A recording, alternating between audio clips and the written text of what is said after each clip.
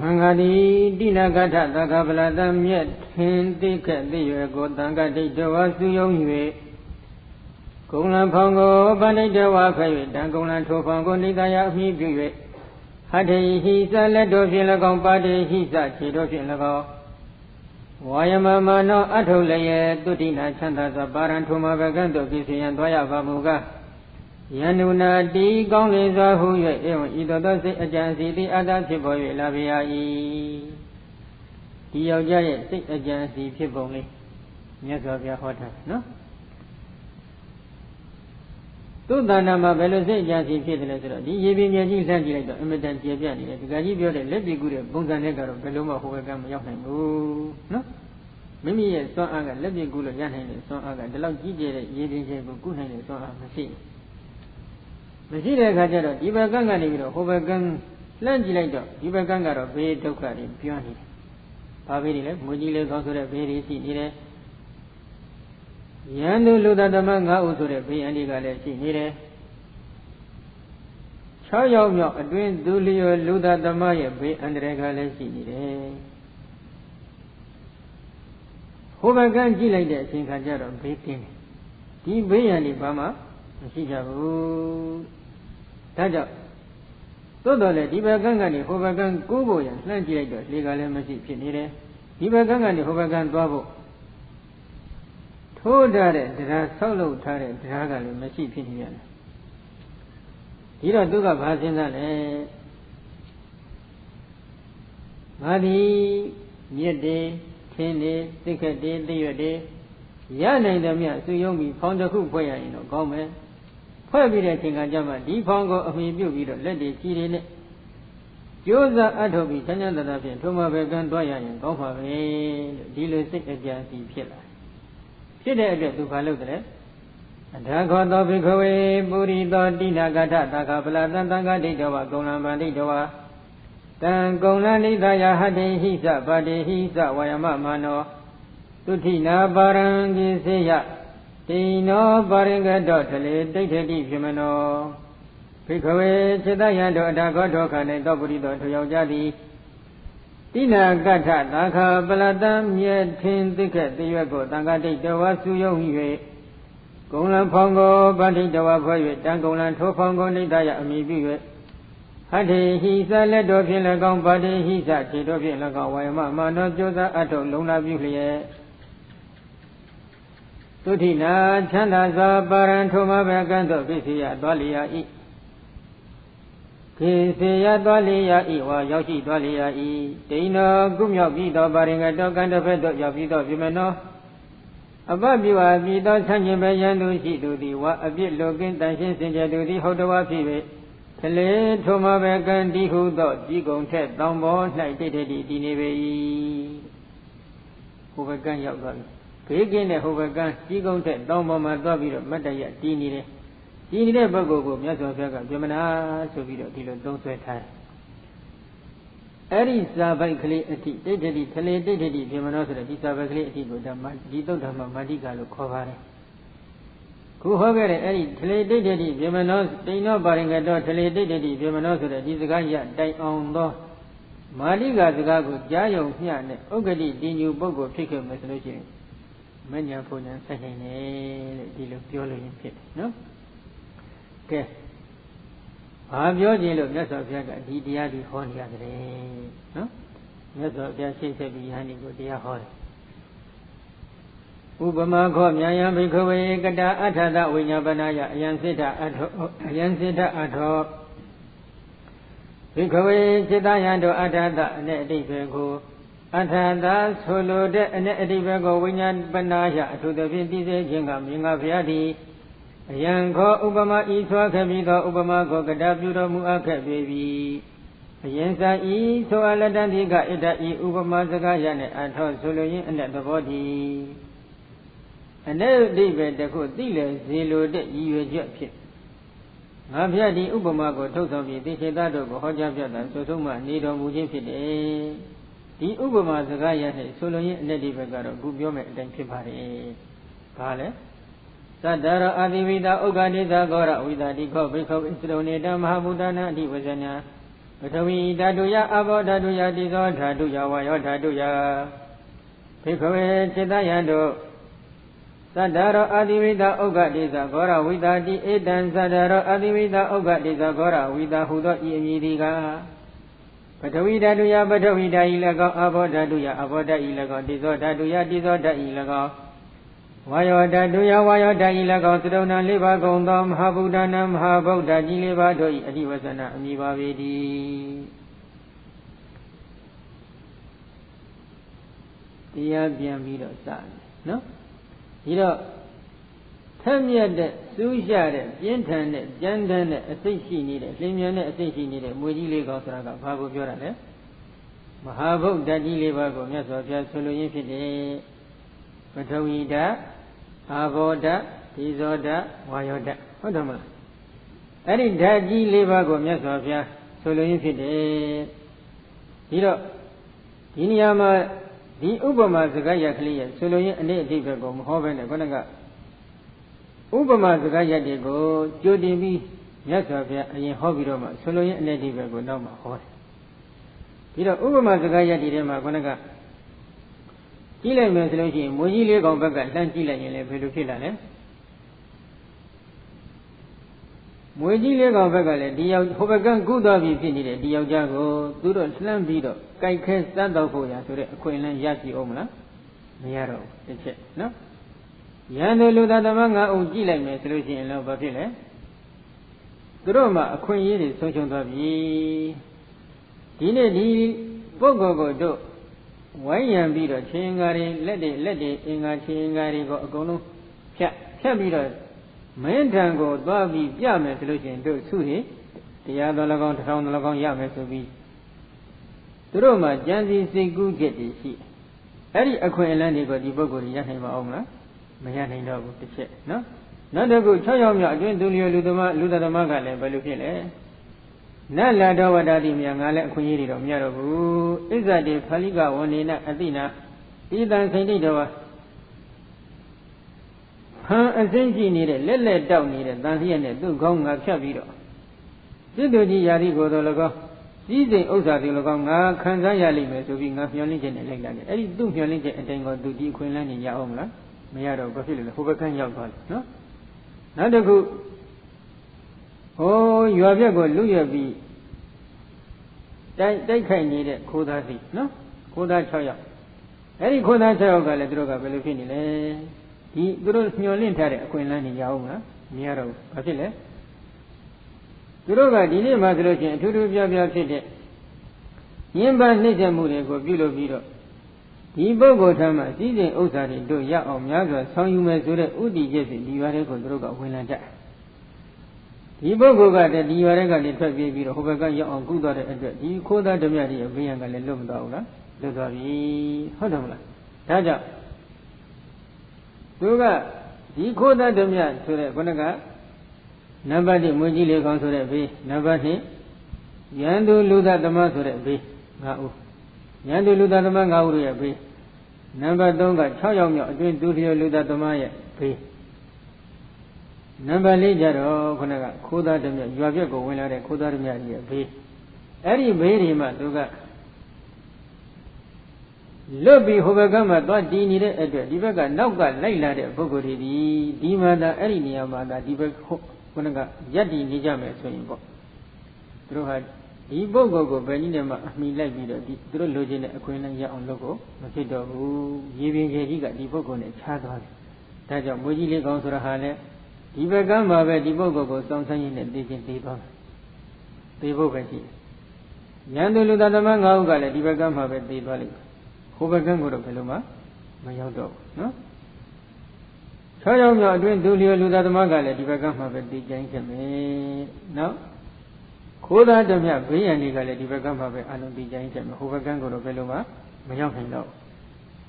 အဲ့ဒီလိုဥပမာဇာခါရကလေးဟောပြီးတော့မှမြတ်စွာဘုရားကခုနကဥပမာနဲ့ဥပမေယဆက်ဆက်ပြီးဆိုလိုရင်းအ내ဒိဋ္ဌိကိုပြောလိုတဲ့အတွက်ခုနကစကားလေးဘုရားကဆက်ဟောတယ်နော်ပြီးတော့ဒီနေရာမှာမွေးကြီးလေးကောင်ဆိုတာကဘာနဲ့တူလဲလို့မေးရင်မဟာဗုဒ္ဓကြီးလေးပါးနဲ့တူတယ်ဘယ်ပုံဘယ်နည်းတူတယ်တူပုံလေးကိုအထက်ကရာကရှင်းတယ်နော် ရာဇဝိယဟိကမ္မန္တတဗံ မွေကြီးလေးကောင်ကဘယ်သူကအနှင်းလိုက်တာလဲလို့ပြီးတော့ဒီတရားခံကိုမွေကြီးလေးကောင်အနှင်းပေးလိုက်တာဘယ်သူကအနှင်းပေးလိုက်လဲရှင်မင်းကအနှင်းပေးလိုက်တယ်ရှင်မင်းနဲ့ကံနဲ့တူတယ်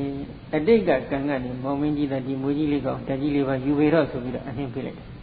ကိုတကကြီးတွေခန္ဓာအိမ်ဦးဇင်းတို့ရဲ့ခန္ဓာအိမ်ကြီးတက်ခွဲလိုက်ရင်ဒီဓာတ်ကြီးလေးပါမရှိဘူးလားရှိအဲ့ဒီဓာတ်ကြီးလေးပါရအောင်ဘယ်သူကနေပြုစုပြိုးထောင်ပေးလိုက်တယ်လို့ပြီးတော့ကံကနေအနှင်းပေးလိုက်တယ်ရော့ယူပေတော့ဆိုပြီးတော့အနှင်းပေးလိုက်တယ်ဘာကြောင့်လဲဒီကံကသူကဒီဓာတ်ကြီးလေးပါးကိုလိုချင်တဲ့အဝိဇ္ဇာတဏှာဥပါဒဏ်ကိုခြံရံပြီးတော့ထူထောင်ထားတဲ့ကံဖြစ်နေပြီးတော့အဝိဇ္ဇာတဏှာဥပါဒဏ်တွေကဘယ်လိုခြံရံထားလဲဒီလိုယောဂီတွေကြတော့ဘယ်လိုဖြစ်လဲ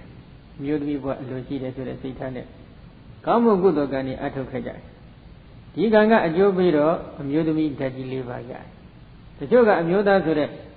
ဘဝကိုအကြည်ဝဲတောင်းတပြီးအဝိဇ္ဇာတဏှာဥပါဒဏ်တွေခြံရံပြီးတော့ကောင်းမှုကံတွေအထုတ်ခဲ့ကြတယ်ဒီကံကအကျိုးပေးတဲ့အချိန်ခါကျတော့အမျိုးသားဘဝဓာတ်ကြီးလေးပါရရှိပြန်တယ်နတ်ဘဝပြမဘဝတွေလည်းပုံစံတူပဲအဘယ်ဘဝယောက်ျားအကုသိုလ်ကံတွေအထုတ်ထားတဲ့ပုဂ္ဂိုလ်ဖို့အဘယ်ဓာတ်ကြီးလေးပါရကြမှာပဲနော်ဒါကြောင့်အဝိဇ္ဇာတဏှာဥပါဒဏ်တွေခြံရံထားခြင်းအခါတုန်းကအမျိုးသမီးဓာတ်ကြီးလေးပါအမျိုးသားဓာတ်ကြီးလေးပါကိုလိုချင်ပါတယ်ဆိုတဲ့ဥတည်ချက်နဲ့ဒီကံတွေကိုအထုတ်ခဲ့ကြတာဖြစ်တော့ဒီကံကရင့်ကျက်လာလို့အကျိုးပေးခွင့်သာလို့အကျိုးပေးပြီဆိုရင်မင်းလိုချင်တဲ့ဓာတ်ကြီးလေးပါရော့ယူပေတော့ဆိုပြီးအနှိမ့်လိုက်တဲ့တိတ်တူတယ်နော်ဒါကြောင့်ရှင်မြင်းနဲ့ဘာနဲ့တူတယ်ဓာတ်ကြီးလေးပါနဲ့တူတယ်ရှင်မြင်းနဲ့ကံနဲ့တူတယ်ဟုတ်ပြီရာဇပရာဓိကပရိသောဝိယဝဋ္ဌနိတိတောပုတ္တဇနောမင်းပြင်းမင်းထန်သိနေတဲ့တရားခံနဲ့ဘာနဲ့တူတယ်ဘာလပုတ္တဇင်ငမိုက်သားနဲ့တူတယ်ပညာမျက်စိကန်းနေတယ်ပညာမျက်စိကကန်းနေတော့သူကယောက်ျားဘဝလည်းလူချင်းမြန်ပြီမိန်းမဘဝလည်းလူချင်းမြန်ပြီသားလည်းလူချင်းမြန်ပြီသမီးလည်းလူချင်းမြန်ပြီရွှေလည်းလူချင်းမြန်ပြီငွေလည်းလူချင်းမြန်ပြီနတ်ဘဝလည်းလူချင်းမြန်ပြီဓမ္မဘဝလည်းလူချင်းမြန်ပြီသူမလူချင်းတဲ့တခုမှမရှိဘူးဘာဖြစ်လို့လဲပညာမျက်စိကကန်းနေတော့ဒီလိုရှားဖွေနေရတာကိုပဲရအောင်ရှားဖွေနေရတာကိုပဲသူကအနှစ်သာရတစ်ခုလို့ထင်တယ်ရအောင်ရှားဖွေပြီးလို့ရရှိလာပြန်တော့လေဒီရရှိလာတဲ့စည်းစိမ်တွေကိုကြည့်နေရတာမြင်နေရတာတွေးနေရတာကြားနေရတာတွေကိုပဲအရသာတစ်ခုလို့သူကထင်တယ်ဒါကြောင့်မင်းပြမင်းတန်သိနေတဲ့တရားခံနဲ့ဝဋ္ဌနိတိတခေါ်တဲ့သန္တရာဝဆင်းရဲဒုက္ခကိုမှီနေတဲ့ပညာမျက်စိကန်းနေတဲ့ဘာလပုတ္တဇင်နဲ့တူတယ်သန္တရာထဲမှာမထွက်မြောက်နိုင်တဲ့ပုတ္တဇင်ငမိုက်သားနဲ့တူတယ်နော်နောက်တစ်ခုသတ္တရအာဒီဝိတာဝိယသတ္တရိမဟာဗုဒ္ဓနိဓာကြီးလေးပါးနဲ့ပြင်းထန်တဲ့အစိတ်ရှိတဲ့မွေကြီးလေးကောင်နဲ့တူကြတယ်နော်ကဲဘေညောတတ္တသတ္တရအာဒီဝိတေပရိစ္ဆာပိတကာလောဝိယကာမုဏပုတ္တဇနတပရိသဏိခဏိယဝသတုဏမဟာဗုဒ္ဓနာဒိဏကာလောရှင်မြင်ကနေပြီးတော့မင်းပြမင်းတန်သိနေတဲ့တရားခံတဥကိုမွေကြီးလေးကအနှင်းလိုက်တဲ့အချိန်ခါကာလနဲ့ကံဆိုတဲ့ရှင်မြင်ကလည်းတတ္တဝတုကိုပရိသဏိအချိန်ခါကာလကနေစပြီးဓာကြီးလေးပါအနှင်းပေးလိုက်တာနဲ့သိတူတယ်နော်နောက်တစ်ခုဣမေတအာဒီဝိတနာပမာဒခဏိရာဇပရိဒါနိစ္စဝိဝိတခဏိနိခမိတောယန္တိအံဘောပရိဒကရဏိယတံကရောဟိတိဝဇနိနပလာယတုတိဟုတ်တာကာလဝိယသတ္ထရဣမတဘိက္ခုနောမဟာဗုဒ္ဓကမ္မထာနံကထိတဝဣမေတုသတုတုမဟာဗုဒ္ဓေတုနိဗ္ဗိဒဝိရိသဧဝံဝဋ္ဌတောပရိမောက္ခိတတိတိကတိတာကလောဘာပြောလဲဆိုတော့ဦးဇင်းတို့မွေကြီးလေးကောင်တို့ရဲ့မင်းလျော်နေတဲ့အချိန်ခါကာလမှာမင်းချင်းယောက်ျားတွေကတတိမထားမှုကိုသူ့ကိုမင်းလျော်နေတဲ့အချိန်ခါကာလမှာအာယုန်တစ်ပါးစိတ်ရောက်နေတဲ့အချိန်ခါကာလမှာနော်ဘာဖြစ်လဲပြေးပြီးတော့ဆိုပြီးတော့အကျိုးအလိုရှိတဲ့ပုဂ္ဂိုလ်တယောက်ကပြောတယ်ပြောပြီးတဲ့အချိန်ခါကျတော့ဘာလုပ်လဲအမောင်ယောက်ျားပြုတ်လိုက်တဲ့လုပ်ငန်းရပ်ကိုပြုပြီးတော့ဆိုပြီးတော့အပြေထွက်ပြေးခိုင်းတယ်အဲ့ဒီထွက်ပြေးခိုင်းတဲ့ပုဂ္ဂိုလ်ရဲ့ပြောဆိုနေတဲ့အချိန်ခါကာလနဲ့ဘာနဲ့တူတယ်လို့မေးရင်သတ္တဝါတွေရဲ့အကျိုးစီးပွားပုထုဇဉ်တွေရဲ့အကျိုးစီးပွားလိုလားတောင်းတတော်မူတဲ့မဟာကရုဏာတော်ရှင်ဖြစ်တော်မူတဲ့ဘုရားရှင်ရဲ့သ ဘုရားရှင်ကနေပြီးတော့ဒီဟန်တော်ကိုမဟာဗုဒ္ဓကမ္မထာဏလို့ခေါ်တဲ့မဟာဗုဒ္ဓကမ္မထာကိုဟောကြားပြတာနဲ့တူတယ်ဘယ်လိုဟောကြားပြတာလဲဣမေတုစတုတုမဟာဗုဒ္ဓေတုနိဗ္ဗိန္ဒဝိရိသဒီမဟာဗုဒ္ဓကြီးလေးပါးတို့မှာကြီးခွေပါတွေ့တာမှုကင်းအောင်သိစေသားခြင်းမှာဧဝဟောတာတော်ဝိမုတ်စိတ်တည်းဒီလိုကျင့်မယ်ဆိုရင်သိစေသားသည်သန္တရာဝဆင်းရဲဒုက္ခမှာလွတ်မြောက်လိမ့်မယ်လို့ဟောကြားပြတာဆိုဆုံးမှတဲ့အချိန်ခါကာလနဲ့သိတူတယ်နော်နောက်တစ်ခုတတ္တပုရိသတအဋ္ဌစရကဝဆနသုတ်တဝသရုဏအာတိဝိဒါနာပမာဒခဏီသာသပုရိသနိစ္စဝိကြခဏီနိခမိတ်တဝယေနဝတေနဝပလယနာဝိယဣမတဘေခုဏတတ္ထုတံတိကေကမ္မထာဏလဘိတဝမဟာဗုဒ္ဓတိဝိသေဟိပရိမောစနထာယညာနာပလယနေနပလယနာဒီယောက်ျားရဲ့အကျိုးကိုလိုလားတောင်းတတဲ့ပုဂ္ဂိုလ်ရဲ့စကားကိုခုနကမင်းပြမင်းတန်သိနေတဲ့ပုဂ္ဂိုလ်ကကြားတယ်ကြားလိုက်တဲ့အချိန်ခါမှာမူကြီးလေးကောင်းတို့ကမိမိကိုယ်မေးလျော့နေတဲ့အချိန်ခါမင်းကြီးယောက်ျားတွေကလည်းအာယုံတော်ဘာစိတ်ရောက်နေတဲ့အချိန်ခါမှာ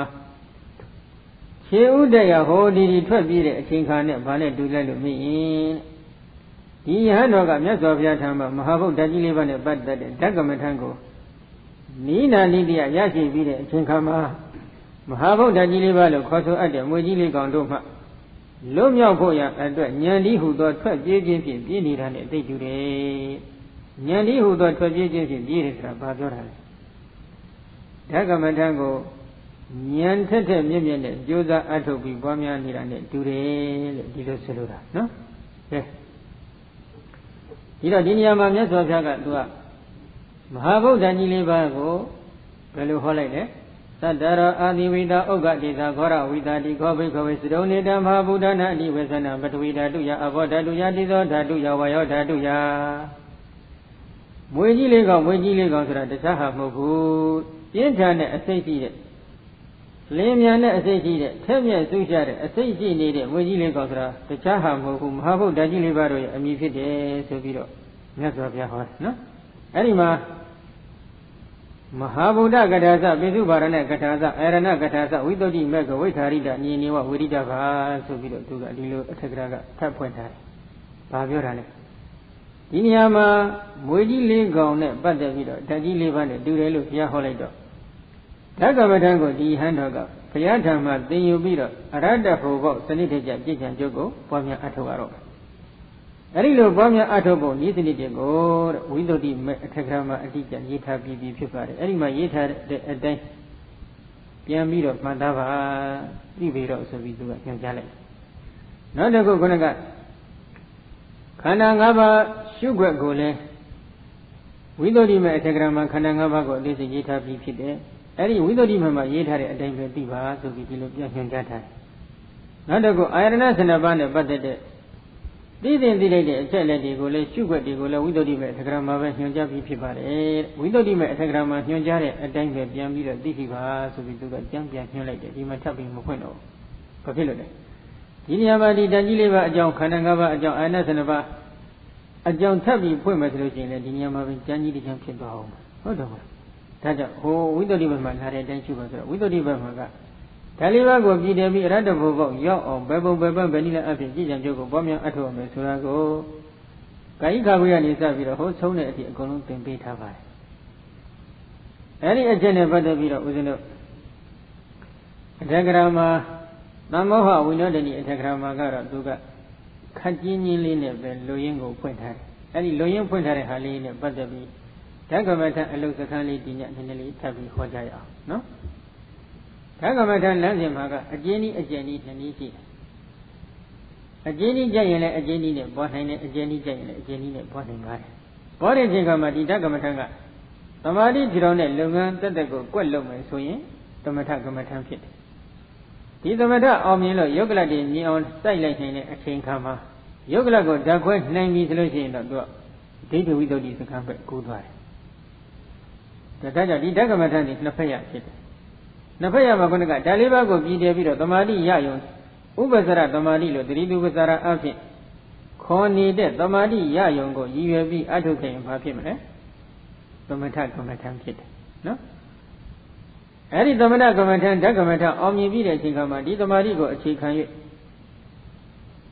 ယုတ်ကလတ်တွေကိုမြင်အောင်အာဂန္တဓာတ်ကိုမြင်အောင်ဆက်ရှုပြီးတဲ့အခါယုတ်ကလတ်တွေမြင်တဲ့အခါယုတ်ကလတ်တွေဓာတ်ခွဲနှိမ်ပြီးဆိုလို့ရှိရင်တော့ဘယ်ကူသွားလဲဒိဋ္ဌိသမထနဲ့ကနေပြီးတော့ဒိဋ္ဌိဝိတ္တုစခန်းပဲကူသွားပြီနော်ဒိဋ္ဌိဝိတ္တုစခန်းပဲကူသွားပြီးတဲ့အချိန်ခါမှာရှင်းတဲ့စက်တက်ပြီးဘာတွေလုပ်ရမလဲဆိုတာနဲ့ပတ်သက်လို့အချင်းချုပ်ကလေးဒီညပြောကြရအောင်နော်ပြီးတော့ဓာတ်လေးပါးနဲ့စပ်ပြီးပြည်တယ်ပြီးတော့အထုတ်တယ်အကျဉ်းဤအကျဉ်းဤနှစ်နည်းရှိတယ်အကျဉ်းဤကတော့သံမီမွေးခြင်းခြေသက်လက်သက်သွားအေးစားတဲ့32ခုထာတာတွေကိုနှုတ်နဲ့အစီအစဉ်တကျရွတ်ဖတ်ရပါတယ်30ရပါတယ်နှုတ်နဲ့ရွတ်ဖတ်ပြီး30နေတဲ့လုံငယ်ရက်ဒီပင်အနည်းဆုံးပမာဏအနည်းအပြင်3-4လပတ်ဝန်းကျင်ရှိတယ်ယောဂီတွေကတော့ဒီလောက်အချိန်ပေးနိုင်တဲ့စွမ်းအားသိပြီးမရှိကြဘူးဒါကြောင့်ဓကမထအကျဉ်းဤကိုကြီးတယ်ပြီးတော့ဒီဌာနမှာတော့သင်ပေးပါတယ်ဓကမထအကျဉ်းဤရဲ့သဘောကတော့ခန္ဓာကိုယ်ရဲ့အသားကြအယိုးကြအရေးကြအကျော်ကြကိုဉာဏ်နဲ့စိုက်ပြီးတော့ပထဝီဓာတ်ရှိတယ်အဘောဓာတ်ရှိတယ်တေဇောဓာတ်ရှိတယ်ဝါယောဓာတ်ရှိတယ်လို့ဒီလိုသိအောင်ရှုရတယ်ဒီလိုသိအောင်ရှုဖို့ဘုရားဟောရှိပါလားလို့မေးရင်ဒီကကြီးတွေဘယ်လိုဖြေကြမလဲရှိတယ်ဘယ်မှာရှိလဲမဟာသတိပဋ္ဌာန်သုတ်တမှာတတိပဋ္ဌာန်ကျင့်စဉ်ထဲမှာမြတ်စွာဘုရားဓာတုမနတိကာရပပ္ပဆိုပြီးတော့ဓကမထရှုဖို့ကိုနိလန်းလေးအကျဉ်းချုပ်ဟောထားပါတယ်အဲ့ဒီအကျဉ်းချုပ်ဟောကြားချက်နဲ့နာမောဟဝိနောဒိအထကရမလာတဲ့ဖွင့်ဆိုချက်ကလေးနှစ်ခုစပ်ဟာပြီးတော့ဒီညအဲ့ဒီဓကမထနာကြည့်ကြအောင်နော်မဟာသတိပဋ္ဌာန်သုတ်တမှာအကျဉ်းဤဓကမထရှုဖို့ကိုမြတ်စွာဘုရားဘယ်လိုဟောလဲပုဏ္ဏဇဗရဘေကဝေဘေကုဣမမေဝကာယယထာတိတံယထာပလိဟိတံဓာတုသောပစ္စဝက္ခတိအထိဣမသမိန်ကာယပထဝီဓာတုအဘောဓာတုတိဇောဓာတုဝါယောဓာတုတိဘေကဝေစေတယံတောပုဏ္ဏဇဗရံနောက်တစ်မျိုးသောကဘေကုယောဂီဟံတိယထာတိတံတိမြတ်တိုင်းသောယထာပလိဟိတံထမြတ်တိုင်းသောဣမမေဝကာယဤခန္ဓာကိုယ်ကြီးကိုပင်လျင်ဣမသမိန်ကာယဤခန္ဓာကိုယ်ကြီး၌ပထဝီဓာတုပထဝီဓာတိအဘောဓာတုအဘောဓာတိတိဇောဓာတုတိဇောဓာတိဝါယောဓာတုဝါယောဓာတိအတ္တိရှိ၏ဣတိဤသောဓာတုသောဓာတဘောအစုပုံအဖြစ်ပစ္စဝကတိအတိအတိတလုံးစီရှုပွားသုံးသပ်၍နေပေ၏ဓကမထံပြည်တယ်ကန်းလေးပဲဒီခန္ဓာကိုရရင်ရတဲ့အတိုင်းထိုင်ရင်ထိုင်တဲ့အတိုင်းသွားရင်သွားတဲ့အတိုင်းအိပ်ရင်အိပ်တဲ့အတိုင်းဒီခန္ဓာအိမ်ကြီးထဲမှာအသားကြအယုတ်ကြအရေးကြအကျော်ကြဉာဏ်စိုက်ကြည့်ပြီးတော့ပထဝီဓာတ်အာဘောဓာတ်သေဇောဓာတ်ဝါယောဓာတ်ရှိတယ်လို့ဉာဏ်နဲ့ရှုပါဒီလိုဘုရားညွှန်ကြားတယ်ဘုရားရှင်ညွှန်ကြားလိုက်တဲ့ဓာတ်ဒီဘယ်နှလုံးရှိလဲ၄လုံးဒီလိုဆိုလို့ရှိရင်ဓကမထံစပြီးပြည်တယ်ပြီးရှုဖို့သုံးတော်ရမယ်ယောဂီပုဂ္ဂိုလ်တွေရှုရမယ်ဓာတ်ဒီဘယ်နှပါးရှိလဲဓာတ်၄ပါးဒီတော့ဓကမထံရှုခဲ့လို့ရှိရင်ဓာတ်၄ပါးကိုစရှုဖို့လိုအပ်သလားမလိုအပ်ဘူးလားလိုအပ်တယ်ဓာတ်၄ပါးကိုစပြီးရှုတဲ့အပိုင်းမှာဒီဓကမထံစီကံနီလန်းကြဖို့ကမလိုဘူးလားလိုပါတယ်ဒီတော့မိမိတို့ကဓကမထံကိုတော့ရှုတယ်ဓကမထံစီကံနီလန်းမကြဘူးဆိုလို့ရှိရင်လည်းလိုအပ်တဲ့အကျိုးရနိုင်ပါမလားမရနိုင်ဘူးဒီတော့ဒီဓကမထံဒီတော့သမထကမ္မထံ40ထဲမှာသရုဒ္ဓတုဝဝထံဆိုတဲ့အမည်နဲ့လည်းပါနေပါတယ်နော်ပါနေတဲ့အချိန်ကကြတော့ဒီဓကမထံကိုပွားများအထုတ်တဲ့ယောဂီပုဂ္ဂိုလ်ဒီလိုက်နာရမယ့်စီကံလေးတွေရှိတယ်အဲဒီစီကံ10ချက်ကိုအထူးသဖြင့်ဝိသုဒ္ဓိမမဟာဒီကမအသေးစိတ်ဖော်ပြထားပါတယ်နော်ဒီတော့ဒီစီကံ10ချက်ကိုသဘောပေါက်ရင်အတွက်ဒီဓာတ်လေးပါးကိုတည်တယ်ပြီးရှုပွားတတ်ဖို့တော့လိုအပ်တယ်ဒီတော့ဓာတ်လေးပါးမှာပထဝီဓာတ်အာဘောဓာတ်ဒီဇောဓာတ်ဝါယောဓာတ်ဘယ်နှပါလဲ၄ပါးပထဝီဓာတ်ကသဘောတရားပါလေလေမာတဲ့သဘောကြမ်းပြော့တဲ့သဘောကြမ်းတဲ့သဘောချောတဲ့သဘောလေးတဲ့သဘောပေါ့တဲ့သဘောဆိုပြီးသဘောဘယ်နှမျိုးရှိလဲ6မျိုးဒါဓမ္မသင်္ကနီပါဠိတော်မှာဟောထားတာပါဒီတော့တစ်မျိုးလောက်ရှုရင်ကမရဘူးလား2မျိုးလောက်ရှုရင်ကမရဘူးလားလို့တော့မေးစရာရှိတယ်သုတ်တံဒေသနာတော်ခမည်းမှာတော့ကက္ခလံခရိကတံဆိုပြီးမြတ်စွာဘုရားမာရနဲ့ကျမ်းတဲ့2မျိုးပဲဟောယုဓမ္မတာများသောအဖြစ်ရှိပါတယ်ဓမ္မသင်္ကနီပါဠိတော်မှာ6မျိုးလုံးစုံအောင်ဘုရားဟောလိုက်ဒီတော့မာရဲဆိုတာနဲ့ပြော့တယ်ဆိုတာတတွဲကျမ်းနာနဲ့ချောတာကတတွဲလေးတာနဲ့ပေါ့တာကတတွဲဆိုပြီးစัจจิဘက်ကလေးတွေအတွဲလိုက်ရှိအတွဲလိုက်ရှိတဲ့အချိန်ခါကျတော့ယောဂီပုဂ္ဂိုလ်ကရှုပွားသုံးသပ်တဲ့အပိုင်းမှာဒီအတွဲလေးတွေကျေပြအောင်ရှုရင်ဘာအကျိုးရှိတယ်လဲမာရနဲ့ကျမ်းနာနှလုံးလောက်ရှုလို့ရောမရလို့လားလို့ဒီလိုတော့မေးပြန်ရှိ Maharaja and Nakura Jubo, Lekakala Krikata, so be Mahayaula, Dota, Toto, and Mafia Hotara, and Shido Java, no? Yavi Yadole, Gadana Lidiga, the country of Polada, Pelu Polada, Gaiva Hodinia Biobi. The Yari goes to the lady Jingama, only got Demavi, Levi, Kelavi, Adelavi, Malavi, Lelavi, Kelavi solution at that. And now then, Zibinyari, you saw Yasin of Padre, Dina Boy Yogi, so be pure. What do you want? The Andre Silavi, so be Dilodroa, I think for you carry. Within a Boda Vilma, but how in that would go with they just say, any bones and nigger pillar. Silla and Jingamadi, Mare the Bogo, Nainaga Pagan, you're the Boga thing. Tamadiga, Duga, Agon Lavi, the Cadilini and Malatek. Malare Jingamadi, Marago Sanuba, and in the Denkat be told me solution of your little young Lucy, your young Together. Single to go and need the tail, Lydia. The Cadilini Jana Muriga, they are going to the show solution, oh, a very will be Janet. Jana, they be a very Heloniga, Yana, and the Ato in the Mariga Makedo. I need a book of Mujara to a chore the body of Johnson and Titaka. The Cadilini Lily Taga. Don't you preach Lucia, one preach at the city. Anything come aboard of Johnson and be leaded for John Patet. Arilo Daga, here Bobby, she said, Domadi, Tudon Domadi, a cheap Nian. So, Kanani Shigame, Marajana, Nakurene, Domadi, he between Daga, Yadu, Domadi, Tudon, and Yak. Oh, minute. Kanani Machiga was solution of Paluana. Any Dago, Yao, he be it. Any no he address, you have been a Uzanga, Ditanama, depending on Valido Malari, and then Chong Yut and Bitava. No? Tito Mara the Vogo, Kanago to Goluma, and Daja, Yoja, Georgia, and Yansaki, Gia, Mesoro. Kana de Goluma, Adajo, Yoyi, Luden, Yashila, Machilo Babu, Machilo, Beniamaso Shugone, Beniamaso Shua. Then he had a shoe on it, no longer. Malone looked at the body. Paja. He documented Udi Jaga. Tata Dinya, Quaidi, Diga, Kit. Yajami, my book that Luna Masura Majibu, she got deliver a soup on Velo, Dilo Brama. Tata Dinya, Quata on shoe of my kit. You did Tata Dinya, the Vekama, Guavelo, me. Let it see the Goni go, Shapuelo, Dwelly did it, Yogi got Yanema, Mini did it, Tata Dinya, Maquadi, let you go, Shini, Yajami Masra. Legi le Lemesibu, Daliva, Goji le Gomesibu, Daliva, Goji le Gomesibu, Daliva, Chiroji le Chiro Mesibu, Daliva, Dilodinia, Bola Visino, Tadadina, Quadavi. Janga Guaniva. A Nuza Guanigaro, Kaladi Bolo, Kalata Kutuma, Daliva, Saint Hemisina, a Nuza, Tadadina, Quadavi. Harijama Brahman in Saint. Good Galago, Mamianga, that as a Goboma, Tamadi, Siga, Niwasa, Candy, a Bangaro, Tata Dinero, Guare, Tavile, Kana, Mavio did it at Pramago Yami, Masaibu. We bought an Azuraga, Pramadiago, that Shuama kit. Pramago Yami, Masai, we bought an Agulo, Miao. Kaja Goody, Daliba, Tamadi, Tirone, a binding, Pramago Yami, Masai came up, by a Baimana, she let it be, Tomata Baimasi, no? You know, Mare Jan and Lady, Pure, Chore, Bore, so you know, but we told you see the Mare de Niagasabi, Mare the Voto Columbia, or Shua. Emma Madre Adajin Tidiba. Jajan Yaga Tidi, Yoyojin Tidi, Mare Niadi Tuba. Wonderful Tidi, Mani, Mare de Niaga, Tinsaya de Niagasabi, the Golum Mare the Votia. Janamu Tinsaya de Niaga is the Golum Janet of Omnia. Whom luckily Lacoline, what are Oakley, Lonely Lane, Dobo, Pasoline, TV, Nelly Budi, Janny at the ball. Ledeline, luckily the Google, Dali Budi, Janny at the body, Tinsaya. Janamu Tinsaya, the Niaga is a Janet of the Columbia on ship. Levu Tinsaya, the Niaga is a leader of the Columbia on ship. The Mare Janet leader of a group where we also don't know Yaga, so you know, through it. The Kuzan, not the Yantella, don't know can do for that.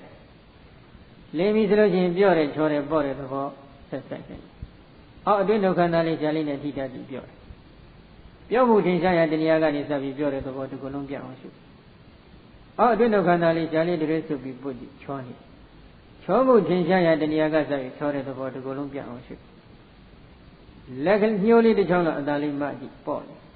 ပေါ့မှုထင်ရှားရတဲ့နေရာကစပြီးပေါ့တဲ့သဘောတစ်ခုလုံးပြအောင်ရှုပထဝီ6ခုကျင့်တတ်ပြီဆိုလို့ရှိရင်တော့နည်းနည်းလွယ်တာကတော့ပူတဲ့သဘောအေးတဲ့သဘောတည်သောတတ်နှစ်ခုတို့ရှုပူမှုထင်ရှားရတဲ့နေရာကစပြီးပူတဲ့သဘောတစ်ခုလုံးပြအောင်ရှုအေးမှုထင်ရှားရတဲ့နေရာကစပြီးအေးတဲ့သဘောတစ်ခုလုံးပြအောင်ရှုလက်ဝါးတစ်ခုပေါ်မှာလက်ခုံလေးတစ်ခုထပ်ထားကြည့်ပူမှုချက်ချင်းထင်ရှားတယ်ဝင်လေနှာတိပြစိုက်ကြည့်အေးမှုထင်ရှားတယ်ပူမှုအေးမှုထင်ရှားတဲ့နေရာကနေပူတဲ့သဘောအေးတဲ့သဘောစိုက်လိုက်လို့ဒီကုလုံးပြန့်ပြီဆိုလို့ရှိရင်ဝါယောဓာတ်နှစ်ခုဆက်ရှုကြည့်ဝါယောဓာတ်မှာထောက်ကမှုသဘောကဝိဓမ္မနာလက္ခဏာသူ့ရဲ့သဘာဝလက္ခဏာတွန်းကန်နေတဲ့သဘောကတော့သမုဒိဒနာရတ္တာဆိုပြီးတော့ဒီလိုဖွင့်ထားပါတယ်ဒီတော့ဓာတ်တွေကိုရှုပွားတဲ့အပိုင်းမှာသဘာဝလက္ခဏာကစရှုရင်လည်းရတယ်ရတ္တခေါ်တဲ့လုပ်ငန်းကိစ္စကစရှုရင်လည်းရတယ်ရတဲ့အချိန်ကကျတော့ဒီဝါယောမှာနှမျိုးထားပေးထားတာကရည်ရွယ်ချက်ကလေးကတော့ဒီတွန်းကန်တဲ့သဘာဝဒီယောဂီတွေမှာထင်လွယ်မြင်လွယ်တဲ့သဘာဝတစ်ခုဒီတွန်းကန်တာကိုနည်းနည်းလေးရှုနိုင်မယ်ပြင်းရအောင်ရှုနိုင်လို့ရှိရင်လည်းကြံနေတဲ့ဓာတ်တွေအလုံးလိုလိုဟာတော်တော်လေးထင်ရှားလာတတ်တဲ့သဘောလေးရှိဒါကြောင့်ဒီဌာနမှာတော့တွန်းကန်တဲ့သဘောလေးကိုစပြီးများသော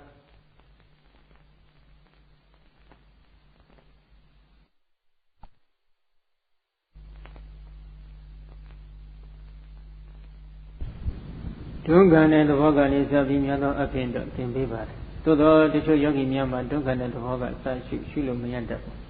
အဲ့ဒီခါမှာတော့ခုပြောခဲ့တဲ့အတိုင်းပဲမာတဲ့သဘောကပဲစပြီးရှုခိုင်းပါတယ်နော်ဒီတော့ဒီထောက်ကန်တဲ့သဘောတွန်းကန်တဲ့သဘောကဝါယောဓာတ်ဆိုတော့ထောက်ကန်တဲ့သဘောကိုတချို့ယောဂီတွေသဘောမပေါက်ရင်မာရနဲ့တွဲရှုရင်ဘုသဘောပေါက်တတ်တယ်ခန္ဓာကိုယ်ခတ်တင်းတင်းခတ်တောင်းတောင်းလေးထားကြည့်မထင်ရှားရင်လည်းလေးလှုပ်ကြည့်လိုက်ရင်ဒီခန္ဓာကိုယ်ကိုမယိုင်မလဲအောင်ထိန်းထားတဲ့စွမ်းအင်လေးတစ်ခုသွားတွေ့နိုင်တယ်ဒီထိန်းထားတဲ့စွမ်းအင်ကြီးထောက်ထားတဲ့သဘောပဲတိမ်တိမ်ပြိုတော့မယ်ကြရင်ကြားခေါ်တဲ့ဒုတိချောင်းနဲ့ထောက်ထားလိုက်တယ်လို့ထောက်တယ်ဆိုတာလေသဘာဝဘက်ကပြန်ပြီးသိချာစဉ်းစားလိုက်တော့ပြန်တွန်းထားတဲ့သဘောပါပဲနော်တစ်ဖက်ကိုယိုင်လဲလာတာကိုတစ်ဖက်ကနေပြန်ပြီးတော့မယိုင်လဲအောင်ရှေ့ဆက်ပြီးမလဲအောင်ပြန်တွန်းထားတဲ့သဘာဝပဲဒါကြောင့်လုပ်ငန်းကိစ္စကတော့သူကတွန်းကန်တဲ့လုပ်ငန်းကိစ္စလုပ်တယ်လို့ပြောတာသူ့ရဲ့သဘာဝလက္ခဏာကတော့ထောက်ထားတယ်အကယ်ဒီထောက်ကမှုမရှိရင်ထိုင်နေတဲ့ပုဂ္ဂိုလ်လဲသွားတာရက်နေတဲ့ပုဂ္ဂိုလ်လည်းလဲသွားတာပဲရရင်ရက်တဲ့အတိုင်းဒီနေအောင်ထိုင်ရင်ထိုင်နေအတိုင်းဒီနေအောင်ထိန်းထားတဲ့သဘောလေးကိုထောက်ကန်တယ်လို့ခေါ်တယ်ဒီလိုဆိုရင်အိတ်တဲ့အခါမှာထောက်ကန်တဲ့သဘောမရှိတော့ဘူးလားလို့မေးကြရှိပါတယ်နော်ရရင်ရက်တဲ့အတိုင်းထိုင်ရင်ထိုင်နေအတိုင်းသွားရင်သွားတဲ့အတိုင်းအိတ်ရင်လည်းအိတ်တဲ့အတိုင်းဒီနေအောင်ထိန်းထားတဲ့စွမ်းအားပဲအကယ်ဒီစွမ်းအားထိန်းတဲ့စွမ်းအားမရှိဘူးဆိုလို့ရှိရင်အိတ်တဲ့ပုဂ္ဂိုလ်ဒီလက်တွေချီတဲ့ပုံစံမှန်ရှိနိုင်ပါမလားမရှိနိုင်ဘူးနော်သူထောက်ထားတာညီအောင်ထိန်းထားတဲ့စွမ်းအားလေးပဲအဲ့ဒီထောက်ကမှုထင်ရှားရတဲ့နေရာကဆိုရင်ဒီကုလုံးလက်ထားရင်ထားတဲ့အတိုင်းခြေထောက်ထားရင်ထားတဲ့အတိုင်းခေါင်းထားရင်ထားတဲ့အတိုင်းကိုယ်ထားရင်ထားတဲ့အတိုင်းထိန်းထားတဲ့စွမ်းအားမြင်အောင်ကြည့်ထောက်ထားတဲ့သဘောပဲပေါင်းလိုက်တော့14ပါးဘာကြံနေလဲယူစည်းတဲ့သဘောဖွဲ့စည်းတဲ့သဘောကြံဘာဖြစ်လို့ဒီဥစ္စာနောက်ထားရှုနေရလဲလို့မေးရင်တော့ကျန်ဓာတ်တစ်ပါးတော်၎င်းသုံးဖို့နှစ်ပါးတော်၎င်းသုံးဖို့သုံးပါးတော်၎င်းထင်ရှားမှဒီယူစည်းတဲ့ဖွဲ့စည်းတဲ့သဘောကပေါ်လာတတ်တယ်ဖွဲ့စည်းတယ်ဆိုတာကခုနကကလတ်တုတစ်ခုအတွင်းမှာရှိနေတဲ့ကျန်ဓာတ်သုံးပါးကိုဖျို့ဖျက်ပြိုကွဲမသွားအောင်သူကဆွဲစုထားတဲ့သဘာဝဒါကြောင့်ဒီကျန်တုံးသုံးပါးတဲ့ကတစ်ပါးတော်၎င်းနှစ်ပါးတော်၎င်းသုံးပါးလုံးတော်၎င်းမထင်ရှားသေးရင်ဒီဖွဲ့စည်းတဲ့သဘောပေါက်ဖို့ခက်ယူစည်းတဲ့သဘောကလည်းဒီတိုင်းပဲခုနကဓာတ်တည်းကျေပြန့်အောင်စွမ်းဆောင်ပေးနေတဲ့စွမ်းအင်လေးတစ်ခုပဲသစ်ပင်လေးတွေကျေပြန့်လာတယ်ကြီးပွားလာတယ်တိုးပွားလာတယ်ဘဲစီလေးတစ်ခုဘဲကြီးစီလေးတစ်ခုရေစိမ်ကြည့်လိုက်ဘာဖြစ်လဲပွားလာအစိုးဓာတ်အစိတ်ဓာတ်နဲ့ထိလိုက်တဲ့အခါရုပ်တွေကြီးပွားလာတယ်တိုးပွားလာတယ်ကြီးပွားအောင်တိုးပွားအောင်ပြုလုပ်ပေးနေတဲ့သဘာဝလေးပဲနော်ဒါကြောင့်အဲ့ဒီယူစည်းတဲ့သဘောဖွဲ့စည်းတဲ့သဘောကိုမြင်အောင်စိုက်တော့ဘယ်နေရာကစိုက်မလဲလို့မေးရင်ယူစည်းမှုထင်ရှားရတဲ့နေရာကနေစိုက်ပေါ့ဒီမှာသွားရင်လိကတ်တဲ့နေရာတနေရာတရေတွေအများအားလုံးလိုယိုနေတဲ့အဲ့ဒီနေရာနေစပြီးတော့ဒီကိုယ်လုံးယူစည်းတဲ့သဘောမြင်အောင်စိုက်ဘာတွေဒီကိုယ်လုံးစည်းလဲလို့မေးရင်တော့ဒီကိုယ်လုံးမှာယူစည်းနေတဲ့သဘာဝကတော့သွေးတို့ချွေးတို့တိလိတ်တို့တီတို့ဘာဘောအုပ်စု12ခုရှိပါတယ်အဲ့ဒီယူစည်းတဲ့သဘောထင်ရှားရတဲ့နေရာကစိုက်ယူစည်းမှုထင်ရှားအောင်ဒီကိုယ်လုံးပြောင်းစိုက်တွေးတွေကျွေးတွေတို့ဖို့လိုရင်ဒီဘိုင်းကတော့လိုရင်မဟုတ်သေးဘူးဘာတွေးဖို့လိုရင်လဲစီးစင်းနေတဲ့သဘောမြင်ဖို့ပဲဒီကိုယ်လုံးမြင်ပြီဆိုလို့ရှိရင်တော့အဲ့ဒီဖွဲ့စည်းတဲ့သဘောဆက်သို့တော့ဖွဲ့စည်းတဲ့သဘောကဘယ်လိုရှုမလဲလို့မေးရင်တော့အဲ့ဒီ Yavida that Salon Hoga, Yosida Vata, and let's set the logo. When I got Janda Domago, signing in the proceeded of Pola that. Matinja in the Dona Mara Nakugo, Uzabe Selene, proceeded of Pola. The Golon Jonas eat Havilo, Pinjat at the photo Pola Tapa. Calling the Delson Daliva, the Vodias and the Mule, so far. Addis and the Mule, a Saint Dango. Marjali, Biajoba, Yosi, Bui, Toto, Takataka, she's on the boat. So be the looking dog. Kologan is up in Navangani, Chongobi, the Golung Chogi. Kongan is up, Chogi, and Yogi Bogoga, common and Kidat. Mamari, tell her that you got longer than that address.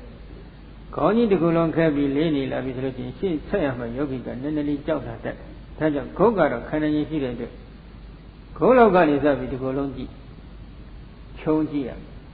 Go to Kurenji and go to Kenny. Taja Gologan is up with the Golongo, Mongi. Marjali, Biajoba, Yosi, Poesi, who ate out of Saint Takataka Chippy. Chulelo Dwalavi, that is Gileto, Genilo Yanema, Alon Twavi, Kajaroma. Marjali, Biajoba, the Bochogo, Yane, the zoo swells to below, but we don't shoot. No? Yosi was GB, Aboda, who AGB, Desota, Taudon GB, Wayota, to Avan Taliban Sashua. That is you, a season of Gonaga Fiaga, Babiola. Punaza, Brambego, Bego Imameva, Gaya Yatadi, Dayada Balihi, Dantadu, Bisa, Wakadi, Ati Madaminga, Yamatawi, Dadu, Abodadu, Dizodadu, Wayodadu, Di Sidayano. Now she went the young of your home, Lucia. Yogi Handavaha, Dikana, any yet a day, tiny, then doing a day, Dikana, a never. Nyanes Zabiro, but we that see there, Aboda, see there, Dizoda, see there, Wayoda, see there, look. Tadavo Azugo, after Dikana, a Nigo shoot here, may, so we don't just have the document and sugar, then be. The document was such a bogo the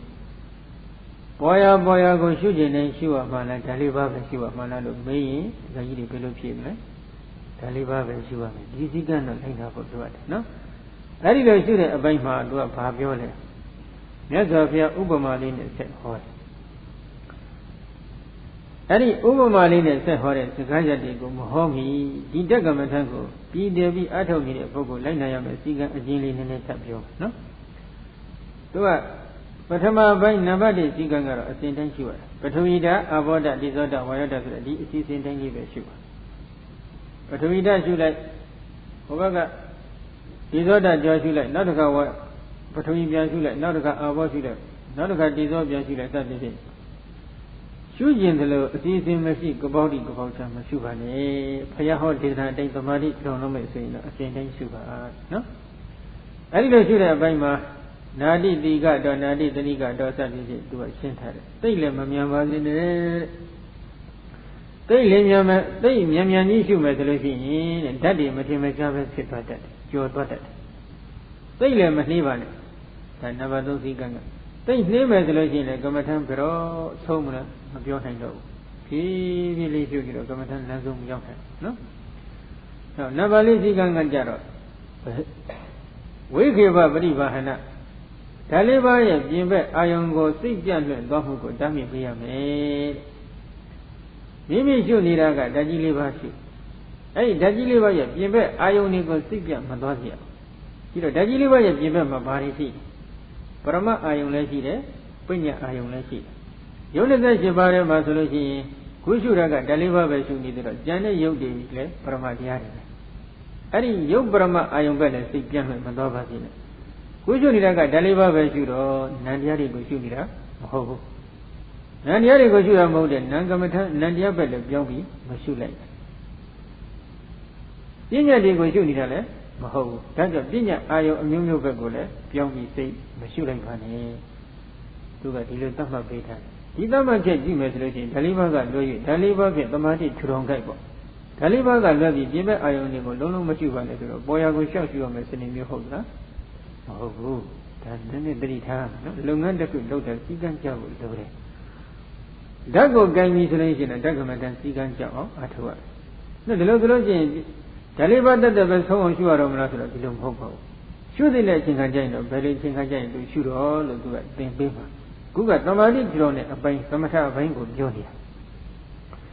သမာဓိကဒီဂရီစံချိန်မမှီသေးလို့ရှိရင်ဟိုပြောင်းဒီပြောင်းရှုလိုက်တော့ဟိုဟာလည်းမသိဒီဟာလည်းမသိဟိုဟာလည်းမမိဒီဟာလည်းမမိဖြစ်နေမှာဆိုလို့ဒီစည်းကမ်းလေးတွေကိုသတ်မှတ်ပေးရတယ်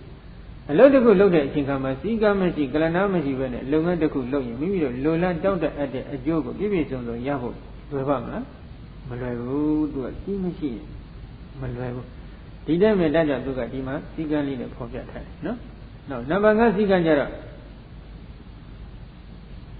ပထဝီဓာတ်အာဘောဓာတ်ဒီသောဓာတ်ဝါယောဓာတ်တို့ဒီလိုတော့ရှုနေတာမှန်တယ်ပါဇက်ကပဲဆိုနေရမလားတဲ့တချို့ယောဂီများကလာမေးတယ်ဆိုတာမဆိုတာလူရင်းမဟုတ်ဘူးပါဇက်ကဆိုတာမဆိုတာလည်းလူရင်းမဟုတ်ဘူးစိတ်ကဆိုတာမဆိုတာလည်းလူရင်းမဟုတ်ဘူးသို့တော့ပါဇက်ထုတ်ဆိုတာတော့သိမကောင်းတော့ဘူးဘာကြောင့်လဲမိမိလည်းသမာဓိဖြစ်ခဲ့လိမ့်မယ်ဘေးလူတွေလည်းအနောက်ဆက်ဖြစ်လိမ့်မယ်စိတ်တက်ကဆိုတာမဆိုတာလည်းလူရင်းသိတော့မဟုတ်တော့ဘူးဆိုပင်ဆိုတော့လည်းပထဝီဓာတ်လို့ရှုလိုက်လို့ဆိုလိုက်လို့စိတ်ကပထဝီဓာတ်မမြင်မဲနဲ့ဆိုနေလို့ရှိရင်ဆိုကမ္မထံသာဖြစ်သွားမယ်တကယ်ဉာဏ်ကမ္မထံမဖြစ်နိုင်ဒါကြောင့်ပထဝီဓာတ်ကိုမြင်မှပထဝီဓာတ်လို့ရှုပါအာဘောဓာတ်ကိုမြင်မှမနကမာပြောကြချောလေးပေါ့သဘော6ခုကိုဉာဏ်နဲ့မြင်မှပထဝီဓာတ်လို့ရှုပါမမြင်သေးရင်မရှုနဲ့ယောစီပတိသဘော2ခုကိုဉာဏ်နဲ့မြင်မှအာဘောဓာတ်လို့ရှုပါမမြင်သေးရင်မရှုနဲ့ပူအေးသဘော2ခုကိုဉာဏ်နဲ့မြင်မှဒီဇောဓာတ်လို့ရှုပါမမြင်သေးရင်မရှုနဲ့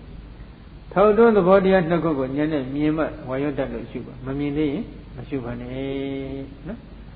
ပထဝီဓာတ်အာဘောဓာတ်ဒီဇောဓာတ်ဝါယောဓာတ်ဆိုတဲ့အမည်နာမပညာတိအပေါ်မှာတောင်းတင်နေတဲ့ကမ္မထမ်းမျိုးမဖြစ်ပါစေနဲ့ပါဇက်ကသာဆိုနေတဲ့စိတ်ကအိမ်ရောက်လိုက်ရေနံကြောင်းရောက်လိုက်ဟုတ်တယ်မလားပြေရောက်လိုက်ဒီလိုဖြစ်နေမယ်ဆိုပုံစံကြမလားမကြဘူးဟုတ်တယ်မလားဒါကြောင့်သူကအမည်နာမပညာအပေါ်မှာတောင်းမတင်စေနဲ့သဘောအပေါ်မှာတဉာဏ်ကပ်ပြီးနေပါစေမာပြောကြမ်းချောလေးပေါ့ယုတ်စီပဲစီပူရေးထောက်တော့ဒီသဘောတွေပေါ်မှာစိတ်ကကပ်နေပါစေနောက်တစ်ခုတချို့မထင်ရှားတဲ့ဓာတ်သဘောတရားများကိုခိတ္တလွတ်ထားလို့ကလွတ်ထားတယ်မထင်ရှားတဲ့ဓာတ်ဆိုတာကဘာပြောတာလဲဆိုတော့ပထဝီမှာ6ခုရှိဒီဘက်ရောက်လာလို့မိမိကခန္ဓာရင်ရှိမှဆိုလို့ရှိရင်မိမိရဲ့ဉာဏ်ထဲမှာမာရဏနဲ့2ခုကလုံလုံကဲကဲထင်ရှားနေအဲ့ဒီ2ခုတည်းရှိရတယ်ဒီပိုင်းတော့ဘာဖြစ်လို့လဲမခံနိုင်ဖြစ်ခင်ပြောတာကအချိန်မျိုးပြောရှိလို့ရတဲ့အဆင့်ရောက်တယ်ပြီးတော့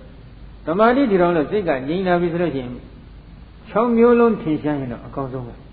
မထင်ရှားဘူး2ခုလောက်ပဲထင်ရှားနေလဲငြိမ်သက်ဖို့သမာဓိကိုမပြည့်စုံနဲ့မထင်ရှားတာတွေကိုလိုက်ရှားဖွေရေးလုပ်နေရင်သမာဓိကပြည့်ပြည့်သွားတတ်တယ်ဒါကြောင့်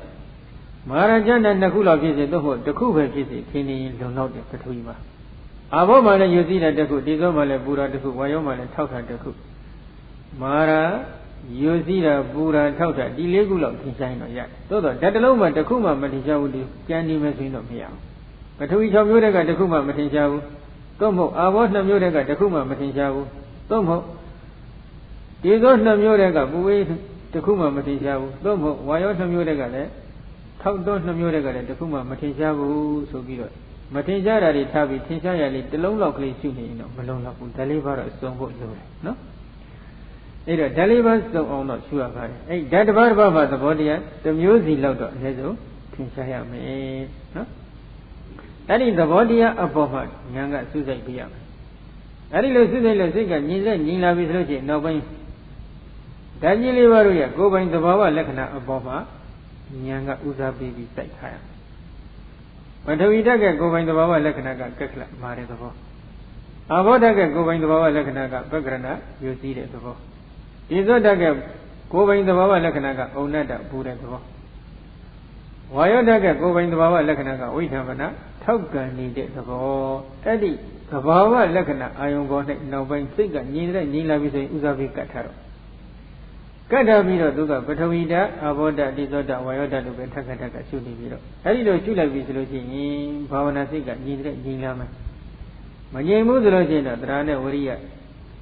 တရားဝရိယသတိသမာဓိပညာခေါ်တဲ့အိန္ဒြေ5ပါးကိုညီမျှအောင်လေ့ကျင့်ပြီးတော့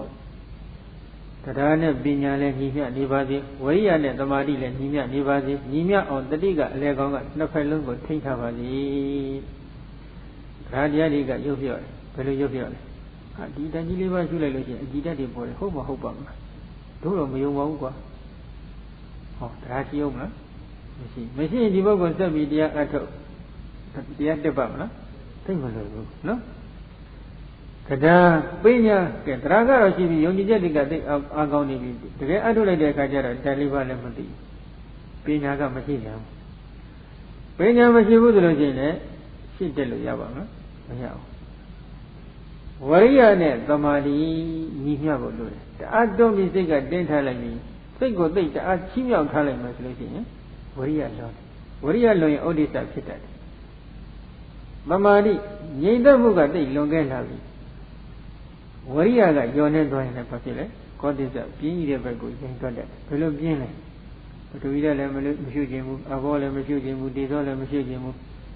ဝါရောလည်းမရှိခြင်းဘူးလင်းကျလုံးမရှိခြင်းဘူးသူရှိခြင်းကတက်ကလေးတစ်လုံးလောက်ပေါ်မှာစိတ်ကလေးအသာလေးကပ်ပြီးမှိတ်နေခြင်းဟောဒီစံထားလေးဖြစ်လာတတ်တယ်အဲဒီတော့အသာလေးမှိတ်နေတော့ဘာဖြစ်မလဲမိတ်လို့ကောင်းတာပဲရှိတာပဲရှေ့ဘာမှတရာ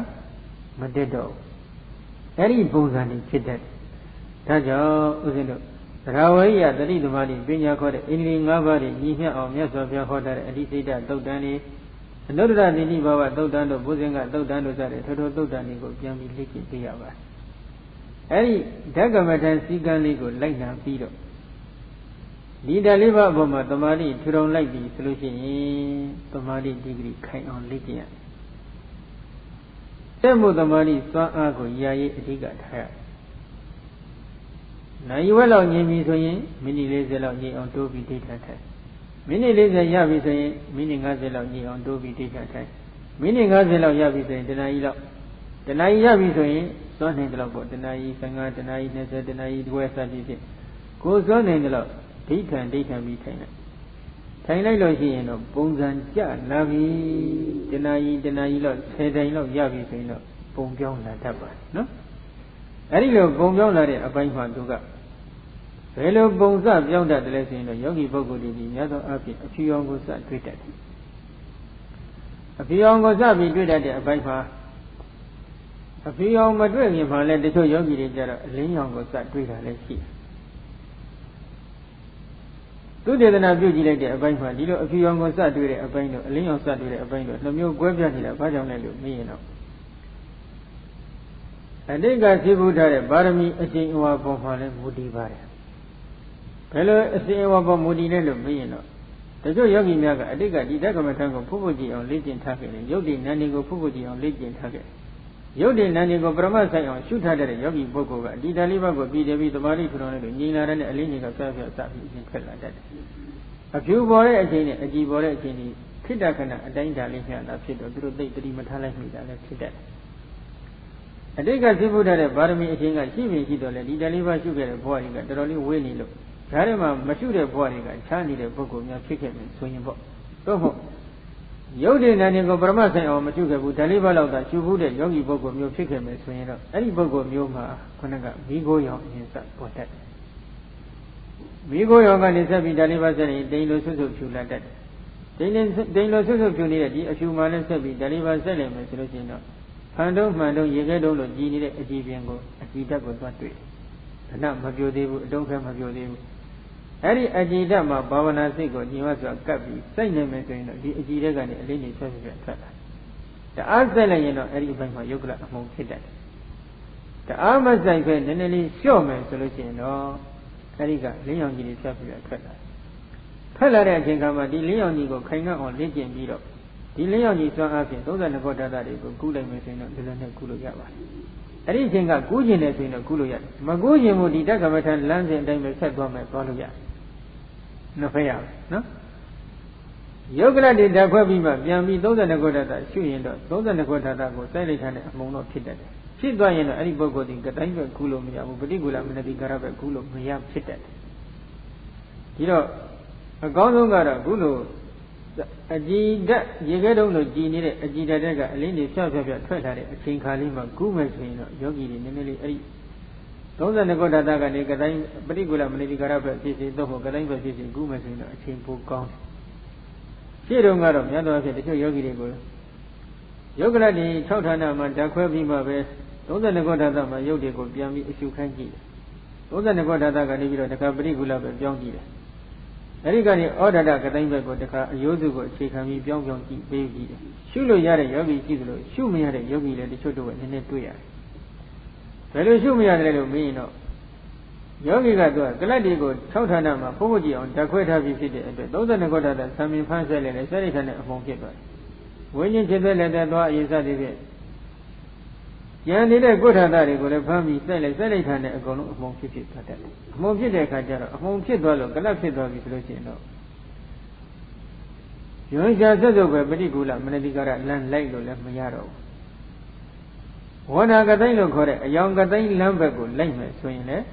းလိုက်လို့မရဖြစ်သွားတတ်တယ်အဲဒီလိုယောဂီမျိုးကိုတခါဘာလုပ်ပြရလဲအမှန်တန်ကျမ်းတဲ့အာယုန်ဒီဘက်ပြောင်းပြရတယ်ဘယ်လိုကျမ်းတဲ့အာယုန်လဲလို့မေးရင်အတုပအာယုန်တို့လို့ဘာလို့ပေါ့နော်ထင်းလွယ်မြင်လွယ်ပြီးတော့ယုံရင်ကျမ်းတဲ့ပြီးယွန်ရှာဆက်စုပ်ပဲကောင်းတဲ့အတုပဘာဝနာကမ္မထံဘက်ကိုအာယုန်ပြောင်းပြီးတော့တခါစီစိတ်ကိုပြောင်းပြရတယ်အဲဒီလိုပြောင်းတဲ့အချိန်ခါမှာလည်းဒီအတုပအလောင်းကောင်ကိုဖမ်းပြီးလင်းရောက်တဲ့ထိုးဆက်လိုက်တဲ့ဒီတိုင်းတဲ့အလောင်းကောင်ကြီးအကုန်လုံးအပုံလေးဖြစ်သွားတတ်လို့တချို့လည်းပြောင်းရတာတော်တော်လေးခက်တယ်သုံးလေးရဲ့ဇတ်ဒီစိတ်ကိုတော်တော်လေးပြောင်းယူရတယ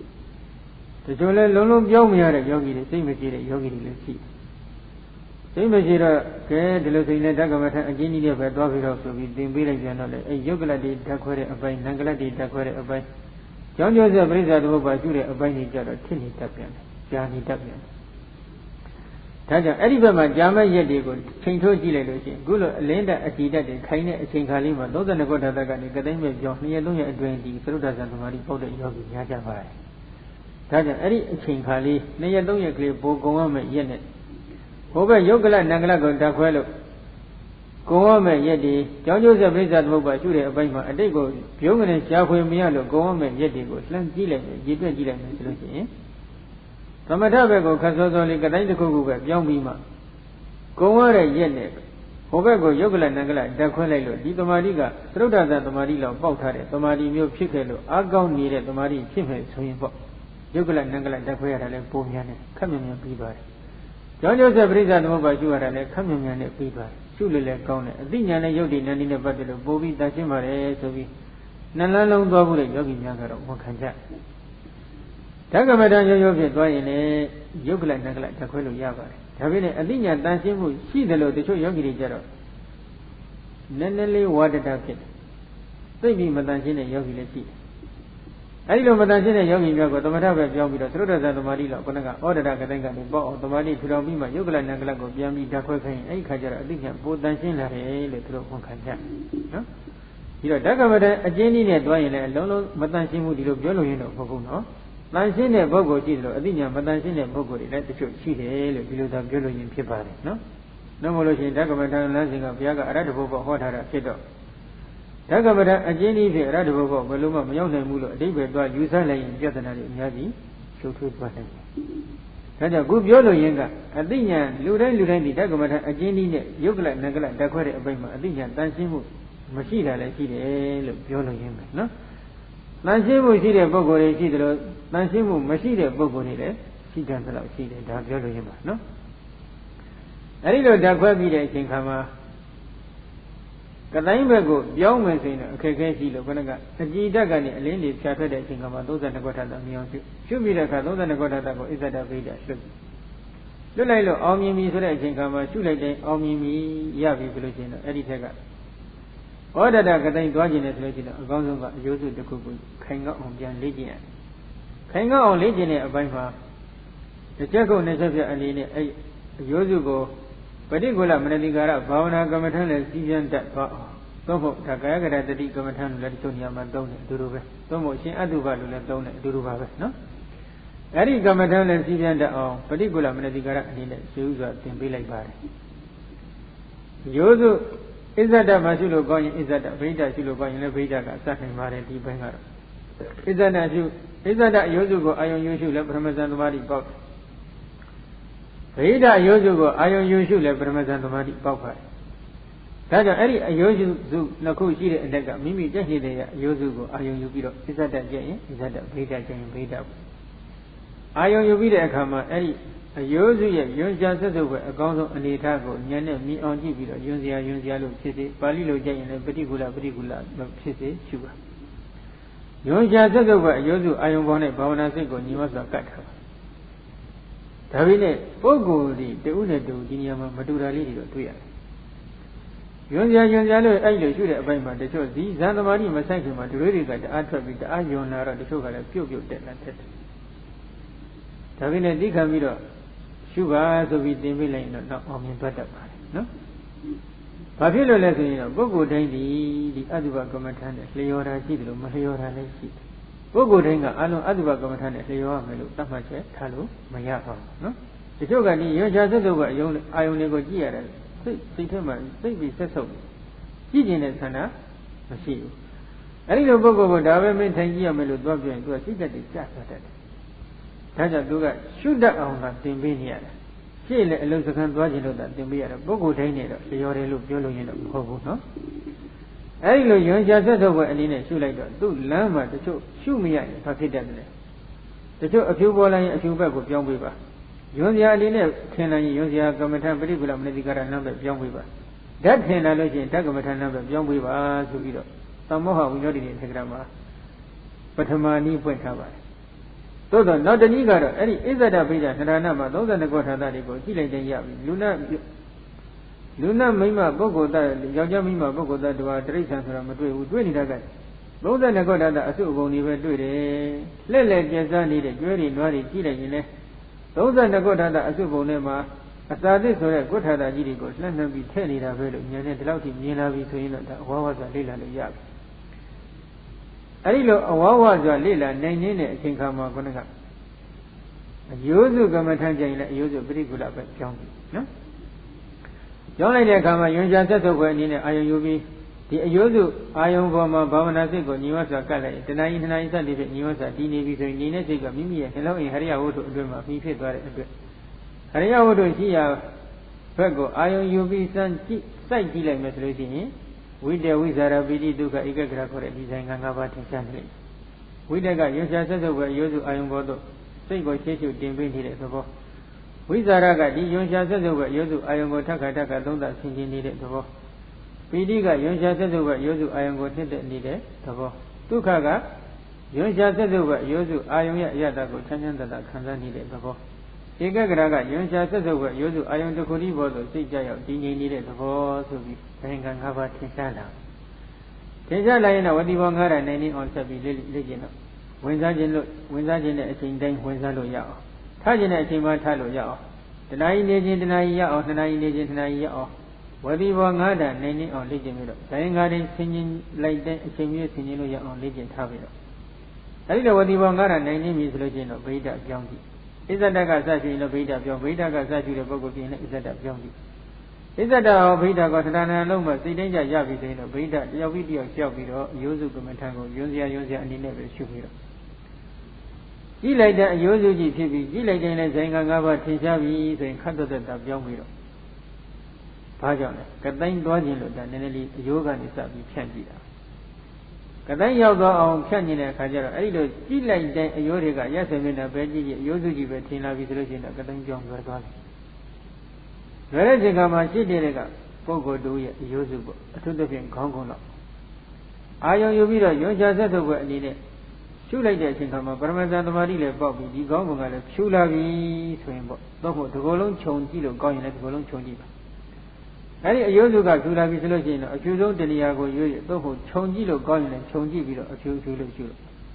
လိုက်ပြီဆိုလို့ရှိရင်အယုပြောက်ပြီးတော့အဖြူဝန်းဝန်းကြံတတ်အတိတ်ကသိဗုဒ္ဓနဲ့ပါရမီအရှင်ဝါရှိတဲ့ပုဂ္ဂိုလ်ကဒီအဖြူမှာစိတ်ငြိမ်ဝစွာကပ်ပြီးအဖြူလို့ဆက်ရှုလိုက်အလိုလိုမဖြန့်ရဘဲနဲ့ပြတ်သွားတတ်တယ်။ပြတ်သွားရင်လည်းဆက်ပြီးအဖြူလို့သာဖြန့်ပြီးကြည့်လိုက်။ရက်စမျက်နှာကြည့်လိုက်တဲ့ဖြူပြီးဆိုလို့ရှိရင်လည်းကောင်းတယ်။ရက်စမျက်နှာအကုန်လုံးမပြတ်မဲ့အဝိုင်းတိုင်းကြံနေမယ်ဆိုရင်တော့ထိုအဝိုင်းကိုတဏှာကြီးလောက်ဖြည့်တော့နိုင်ရွယ်လောက်အနည်းဆုံးငြိမ်အောင်ဆက်ရတယ်။အဖြူလို့ဆက်ပြီးဒီအဖြူရောင်ကတိုင်းဝအပေါ်မှာဘာဝနာစိတ်ငြိမ်ဝစွာကတ်သွားပြီဆိုရင်တော့အဖြူသည်တိမ်တိုက်လို့ဆွတ်ဖြူလာလိုက်ဆွတ်ဖြူလာပြီဆိုရင်လည်းဆွတ်ဖြူတဲ့ဒီအဖြူမှာပဲဘာဝနာစိတ်ကိုညီမဆက်ဆက်ကတ်ထားလိုက်လို့ရှိရင်ကြီးလာလိုက်အဲဒီလိုကြီးလာပြီဆိုလို့ရှိရင်တော့သူပရိဘာကနမိတ်ပဲကူးသွားတယ်အဲဒီလိုပရိဘာကနမိတ်ပဲကူးသွားတဲ့အချိန်ခါကျတော့မှမိမိဉာဏ်နဲ့နှိုင်းချိန်ပြီးတော့တလက်မှကြက်ရင်တလက်မှနှစ်လက်မှကြက်ရင်နှစ်လက်မှသုံးလက်မှကြက်ရင်သုံးလက်မှအဝိုင်းတိုင်းပြတ်မှခြင်းလို့ဒိဋ္ဌံပြီးဖြန့်မပိုင်းခြားဘဲတော့မဖြတ်မှလည်းဆိုပြီးတော့တတိပေးထားတယ်အဲဒီတော့သုံးလက်မှကျရင်သုံးလက်မှဖြန့်လိုက်ပြီးပြန့်ပြီဆိုရင်တော့ နည်းနည်းလှုပ်သွားတတ်တယ်လှုပ်ရင်အဖြူဖြူလို့ငြိမ်အောင်ပြန်ရှုလိုက်လို့တခါပြန်ပြီးငြိမ်ပြီးဆိုထပ်ပြီး3လက်မှပြန်မှသိထပ်ဖြန့်မရခင်2လက်မှကိုလျှော့ဟုတ်တယ်မလား1လက်မှစိတ်ကလေးပဲအဲ့ဒီလိုဖြန့်လိုက်တဲ့အခါမှာဒီဖြည်းဖြည်းနဲ့ငြိမ်အောင်ရှုလိုက်ဖြန့်လိုက်ငြိမ်အောင်ရှုလိုက်ဖြန့်လိုက်နဲ့ဖြန့်လိုက်တာအရက်စင်မင်းကကြည့်လိုက်တဲ့ဖြူပြီးဆိုလို့ရှိရင်အဲ့ဒီအဖြူအလဲကောင်းမှာဘာဝနာစိတ်ကိုညီမဆန်ကတ်တယ်ကတ်လိုက်တဲ့အခါမှာနာညာအဖြူလေးမှာအုတ်ထုတ်ကလေးတစ်လုံးချိတ်ထားတယ်လို့ဘာဝနာစိတ်ကလေးကဒီအဖြူမှာညီမဆန်ကတ်ပြီးတည်နေပြီဆိုရင်တော့ဝတိဘော9ဓာတ်နေနေအောင်ဆက်ပြီးလေ့ကျင့်ဒိဋ္ဌံကြည့်တဏှာကြီးဒိဋ္ဌံတဏှာကြီးရမယ်တဏှာကြီးဒိဋ္ဌံတဏှာကြီးရမယ်ဆိုရင်4-5ခါလောက်ဒိဋ္ဌံနဲ့အောင်မြင်ပြီဆိုလို့ရှိရင်တော့ထိုညင်ဝတ်နေတဲ့စိတ်နှလုံးအိမ်အတွင်ပြန်ကြည့်လိုက်ရင်5ပါးထင်ရှားမယ်ထင်ရှားလာလို့ရှိရင်ဝတိဘော9ဓာတ်နေနေအောင်လေ့ကျင့်ပြီးတော့ဥဒ္ဒဝိသရာဖြုတ်ချလိုက်ပိဋိဒုက္ခဧကဂရကြမ်းမယ်ပိဋိဖြုတ်ဒုက္ခဧကဂရကြမ်းမယ်ဒုက္ခဖြုတ်ဥပ္ပခဧကဂရရောက်နော်အဲဒီလိုဥပ္ပခဧကဂရရောက်ပြီဆိုတဲ့သင်္ခါကြတော့မှအဲ့ဒီဥပ္ပခဧကဂရနဲ့ရှင်နေတဲ့ဒီသမာဓိကိုဝိပဿနာရဲ့အခြေပါရကအဖြစ်နဲ့သမာဓိထူထောင်ပြီးလို့ဝတိဘော9ဓာတ်နဲ့နိုင်နေအောင်လေ့ကျင့်လို့အောင်မြင်ပြီးအလင်းရောင်တွေကလည်းတစ်ဖြတ်ဖြတ်တောက်လာပြီဆိုတဲ့အခါကျတော့အဲ့ဒီမှာအဖြူကိုလှုပ်ပြီးတော့ခန္ဓာအိမ်မှာပြန်ပြီးဓာလေးပါဆက်ဒီကဆက်လိုက်ပြီဆိုလို့ရှိရင်တော့မလျှော့နဲ့ခတင်းလေးလေးဆက်လိုက်မယ်ဆိုလို့ရှိရင်အဖြူကနေအဖြူမှာဆက်ပြီးဓာလေးပါဆက်လိုက်ရင်အကြီးမှာဆက်ပြီးဓာလေးပါဆက်လိုက်ရင်တော့အတိတ်ကဇိပုထတဲ့ပါရမီအရှင်ဝါကတိတ်အကောင်းရင်တော့လွယ်လွယ်လေးနဲ့ယုတ်ကလအမှုန်ကြီးဖြစ်သွားတတ်တယ်ယုတ်ကလအမှုန်ကမဖြစ်ဘူးဒီအကြီးကပြင်းလိုက်အတိုင်းခဲပြီးတီးနေတယ်ဆိုလို့ရှိရင်တော့အဲ့ဒီအကြီးမှာအာကာသခေါ်တဲ့အပေါက်ကြားလေးတွေရှိတယ်လို့အာယုံယူပြီးအလင်းရောင်နဲ့ထိုးပြီးဒီအပေါက်ကြားကိုမြင်အောင်ဆက်ရဘုရင်တို့အသားကိုကြည့်လိုက်တစ်ဆက်သေးလို့ထင်ရတယ်ဒီလိုခြားခြားဆက်ပြီးတော့ကြည့်မယ်ဆိုရင်မွေးညင်းပေါက်ကလေးတွေမရှိဘူးလားအဲ့ဒီပုံစံအတိုင်းပဲဒီအကြည့်ပြင်းမှလည်းဒီလိုခြားခြားဆက်ပြီးအလင်းရောင်နဲ့ထိုးဆက်ကြည့်လိုက်လို့ရှိရင်အပေါက်ကလေးတွေအာကာသခေါ်တဲ့ယုတ်ကလတ်တွေအပေါက်ကြားလေးတွေတွားတွေ့အဲ့ဒီအလင်းရောင်အားနဲ့ဒီယုတ်ကလအပေါက်ကြားကလေးတွေကိုမြင်အောင်ထိုးပြီးစိုက်လိုက်တဲ့အခါမှာဒီလင်းရောင်ကြီးကသူကတခါကြီးတွေဓာတ်ပုံပညာမှာသုံးနေတဲ့အေနာကြာခေါ်တဲ့ပုံကြီးဖြဲ့တဲ့ကိရိယာနဲ့တော်တော်တူတယ်ဒီလင်းရောင်ကြီးသွားတယ်အမတန်သိတွေ့တဲ့ဒီအာဂါတလေးကိုခက်ကြီးကြီးမြင်အောင်ထိုးပြီးစိုက်လိုက်အပေါက်ကြီးကျဲသွားတယ်အပေါက်ကျဲတာနဲ့အမုံလေးတွေသက်ပြီးတွေ့တော့တာအဲ့ဒီအမုံလေးတွေတွေ့ပြီဆိုလို့ရှိရင်အမုံတွေမှာခွဲရမ်းချလိုက်လို့ရှိရင်အကျဉ်းစားအပြင်ကြည်တဲ့အမုံကတစ်မျိုးမကြည်တဲ့အမုံကတစ်မျိုးနှစ်မျိုးရှိကြည်တဲ့အမုံမှာလည်းပထဝီအာဘောဒီသောဝါယောဓာတ်လေးပါးမြင်အောင်ဆက်မကြည်တဲ့အမုံမှာလည်းဓာတ်လေးပါးမြင်အောင်ဆက်စိုက်လို့မရဖြစ်နေပြီဆိုရင်တော့ဘာလုပ်မလဲဒီကုလုံးဂျုံမီရှုနေကြအတိုင်းမာတဲ့သဘောလေးစိုက်လိုက်အမုံလေးတစ်ခုမှမာတဲ့သဘောစိုက်လိုက်အဲ့ဒီလိုရှုတဲ့အပိုင်းမှာဒီအမုံလေးကအလွန်လှင်းလှင်းမြင်မြင်ကြီးပေါ်လိုက်ဖြစ်နေလိမ့်မယ်